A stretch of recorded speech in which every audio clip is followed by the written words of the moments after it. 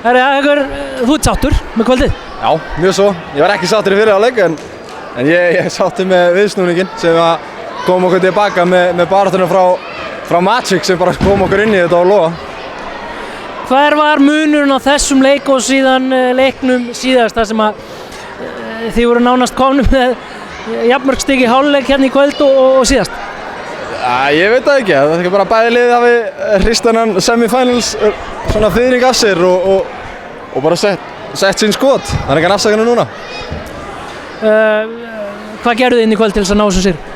Við bara ákveðum að spila smá vörn og hérna spila á boltanum aðeins og hittu nokkrum erfiðum skotum. Það var bara það sem þurfti til að koma okkur inn í þetta og við settum mörg erfið skot en vörnin hjá KR var náttúrulega mjög góð. En ég meina við bara sýndum smá cojones og settum stór skot. Nú er það verkefnið að fara í DHL, þið þurfið að taka leik í DHL-höllinni þar sem að það hefur verið svolítið erfitt hingað til. Hvað þarf Njarðvík að gera til þess að klára það verkefni? Bara spila vörn alla leikin eins og við gerðum í fyrsta leiknum.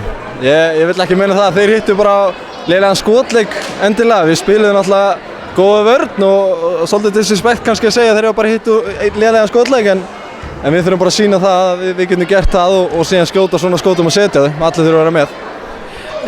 Geturðu lýst því fyrir svona leikmann, hvernig er að spila svona leik? Þetta er geggjað. Þetta er mjög gaman. Þetta er bara skemmtilega en ég bjóst við sko. Það var alltaf allir að tala playoffs og svona hvað þetta verið skemmtilegt en maður er svona að upplifa þetta núna og þetta er bara geðveiki. Þessi talandi með þessi playoffsinn á Íslandi, er þetta búið að koma á óvart?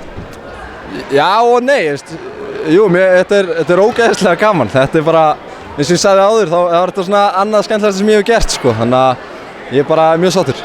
Hvað er það skemmtilegast þú hefur gert? Það er EM. Takk fyrir það. Takk.